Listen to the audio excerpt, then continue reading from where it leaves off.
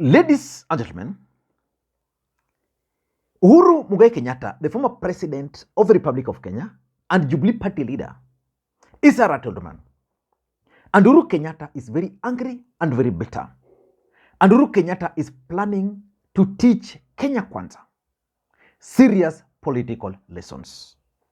For those who follow the politics of this country, Kenya Kwanza government recently raided the farms of Kenyatta family, private farm of the Kenyatta family. Uhuru Kenyatta and the Kenyatta family kept quiet about that move. A few days ago, with the help of the state, allies of William Samoei Arap Ruto attempted to forcefully take over Jubilee party from Uhuru Kenyatta. Uhuru Kenyatta came out. And the next day, what surprised me was the response which was issued via the chairperson of Jubilee Party. In that response, they told Uhuru Kenyatta that is no longer the chairperson or the party leader of Jubilee Party because he has already retired and the government of William Ruto has already indicated that Uhuru is now a retired president. Earlier today, Uhuru Kenyatta,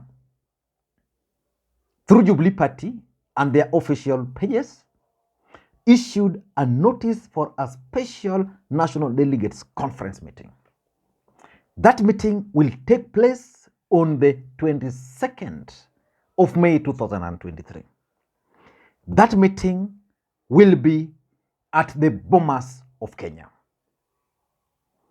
And the letter is actually signed off by none other than Uhuru Kenyatta, CGH party leader. Now let me read for you the content of this letter because it's very interesting. Notice for a special National Delegates Conference.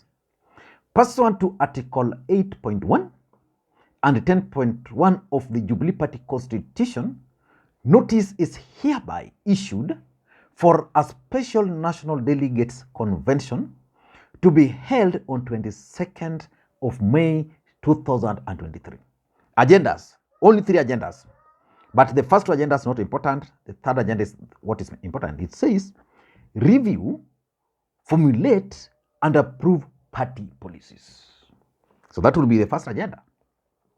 The second agenda would be receive status report from the National Executive Committee. Again, that's not very important. The third agenda is what is important for me. Consider and approve any other matter. This is what I want us to look at here. And then the venue, according to this letter, is Bomas of Kenya. Time would be 10 a.m. The fact that Uhuru Kenyatta has now come out and officially issued a notice as the party leader and is telling Kenya Kwanza and William Ruto that we are going to go to Bomas of Kenya on this particular date. On that particular date, we are going to have our special National Delegates Conference. And we have these 3 agendas. So in this video, I want us to look at why Uhuru Kenyatta has actually convened this meeting. Before we do that, for those who are watching this channel for the first time, I want you guys to take a second or 2. Click that subscribe button so that next time we produce a video like this, YouTube will automatically notify you. And to the subscribers, I want to continue thanking you guys for your continued support. Because without that support, this channel cannot be where it is now. Let us get straight to the point. Why do you think Uhuru Kenyatta has convened this meeting? For me, I have 6 reasons. The first reason is that the main objective of this meeting is basically to remove William Ruto's allies from Jubilee Party. You know, William Ruto was kicked out of Jubilee. Uhuru Kenyatta remained with Jubilee. Ruto formed his own party. After the elections, William Ruto won against Uhuru Kenyatta. He celebrated. So Uhuru Kenyatta is now planning. William Ruto has been planning to take over Jubilee Party from Uhuru Kenyatta. And Uhuru Kenyatta has been silent. So until last week when they were provoked, was it this week when they were provoked? So Uhuru Kenyatta, in my view, has convened this meeting because he now wants to face these allies. Uhuru Kenyatta is planning to face Kanini Kega and Sabina Chege and Aden Kenan. He wants to face them head on, face by face, or face to face, because they are members of parliament, and by virtue of being elected on Jubilee ticket, it means they will be in Bomas of Kenya. Uhuru Kenyatta will be there, members of parliament will be there, unless they will choose not to attend. And then Uhuru Kenyatta is going to engineer their removal from Jubilee Party. So let us wait and see what is going to happen here. Probably Uhuru Kenyatta is planning to remove them from being party members, which means Sabina Chege is going to do her nomination as a member of parliament, and Kanini Kega might even be replaced at Arusha, which is normally a very difficult process. But Uhuru Kenyatta might go that length. So I think Uhuru Kenyatta wants to stamp his authority by removing these allies of William Samoei Arap Ruto. Number two, I also tend to think that the purpose of this meeting and the letter is basically to send a message to William Ruto and his allies that Uhuru Kenyatta is not exiting the political scene anytime soon. Remember, after the elections, because Uhuru was the president of the Republic of Kenya, it was expected that after 6 months, Uhuru Kenyatta, if he was holding any political office, he was going to leave those offices. We are in the seventh month, but Uhuru is still writing letter as the party leader. So for me, I think Uhuru Kenyatta, because this meeting will take place on the 22nd, which a few weeks later, almost 4 more weeks. So for me, if you ask me, what Uhuru is doing is telling Ruto that I have retired, I wanted to go home and rest, but you have provoked me. And that's how I want you also to take what David Murathe stated the other day, that they had agreed to keep off politics, but these guys kept on linking them to mandamanos, So basically, Uhuru is coming out of politics, out of retirement, and is going to continue serving as Jubilee Party leader, which means if his participation in politics is going to make the government deny him his benefits, I think that is something Uhuru is going to do. Because take it, for example, Uhuru Kenyatta is the former president of the Republic of Kenya. His farm could be raided and the government did nothing. So what else can you tell Uhuru Kenyatta about the benefits of the government? So you can't scare him with the security. He has the money. So for me, this is a message to Ruto that I'm not going to exit politics. So if you want, you can take your benefits. If you don't want, leave me alone. But I'm going to participate in politics. I'm sure William Ruto has been caught by surprise by this latest development. Number three, I also don't want to rule out the possibility that Uhuru Kenyatta, having served as Jubilee Party leader and having served as the president of the Republic of Kenya, has now seen it fit to just exit, but he would not want to leave this party in the hands of William Ruto's allies.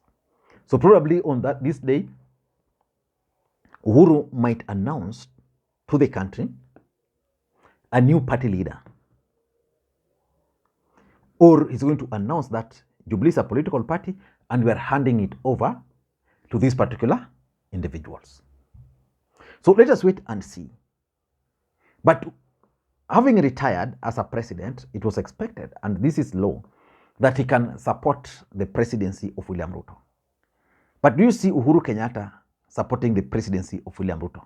Or do you think Ruto can go and seek for the support of Uhuru Kenyatta? I don't think so. So Uhuru might be thinking, okay, I just want to take a low break. A low profile from politics, but I'm not going to hand over this party to those guys. But I don't think that's a possibility. From what I'm reading serious politics, which takes me to my fourth reason, which is basically to consolidate Jubilee Party. Uhuru Kenyatta wants to consolidate Jubilee Party. And his main intention is basically to control or to reclaim the mountain. Uhuru Kenyatta lost the mountain to William Ruto. And that happened because of a few mistakes which he committed. I think Uhuru Kenyatta realized the mistakes he committed and he learned his lessons from those mistakes. So nowadays, what he wants is that he wants to consolidate the mountain. And he wants to do that under Jubilee as a political party. And for him to do that, it means, first of all, he must convene the special National Delegates Conference, which will bring the entire country together. Then he will talk, he will address the nation, because as the party leader, you'll have the chance to address the nation, you will have the chance to talk there. And Kenyans will be able to know what he's thinking. But then after that, I tend to think that Uhuru will attempt to recover the lost grounds in the mountain, which means he will go to the mountain and now plead with them, tell them what he used to tell them, the Jubilee failures, how he can, why they need to have their own political parties. Because, you know, William Ruto has also committed serious political blunders since he took over. Number 4, I also tend to think that that National Delegates Conference could actually be the beginning of Uhuru Kenyatta's national tour. You know, Uhuru Kenyatta became the president of the Republic of Kenya in 2013. But Uhuru Kenyatta has never really toured the country. So probably he would want to use that platform to announce to the country that beginning this particular date, I'm going to embark on a series of political tour across the country. Because National Delegates Conference is a conference of party leaders, party officials from the entire republic. So you'll tell them, I want to start with Kisumu, for example, go to Busia, go to Machakos, Mombasa, just to thank Jubilee members who stood with them. And also tend to think that there's also a chance that what Uhuru has done is simply to throw the ball back to Ruto. Because Ruto started by throwing the ball to him, raiding the farm. Yeah, he went and tried everything settled. Then now he's throwing the ball back to Ruto. I'm coming. I'm organizing a National Delegates Conference at the Bomas of Kenya. What do you think? Then they'll be able to see the reaction from the other side. I don't know what you think. That's my take. Thank you guys. In case you're watching the channel for the first time, please don't hesitate to click that subscribe button. And to the subscribers, I want to continue thanking you guys for your continued support. Without that support, the channel cannot be where it is now. Bye-bye.